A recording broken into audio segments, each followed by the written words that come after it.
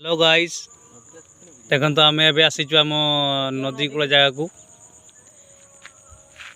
ये हूँ आम नदी कूल जगह ये हूँ गवर्नमेंट को नियोजित होता वाटर टांकी ये आम शिलदा गाँव रे अवस्थित ये वाटर टांकी ये हूँ आम 4 जन सांग ये हूँ आमर गुरदांडी आमर पाटपुर यहाँ जो गाँटा देखा आपन को ये गाँटा हूँ पाटपुर आई गाँटा हूँ शिलदा से दीटा गाँव संजोग करुच्ची आमर गुरदांडी बोली जगह अच्छी देखते छोट ब्रिज गोटे या नाम आम गुरदांडी देखीजु वर्षा टाइम आम यू प्रबल माछ धरता जगार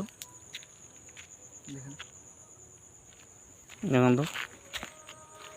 पानी पास करने भी अच्छी हल दिखाई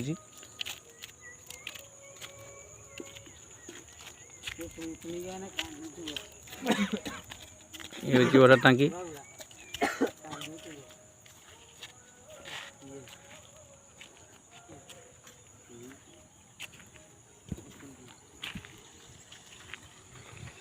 एपटे भी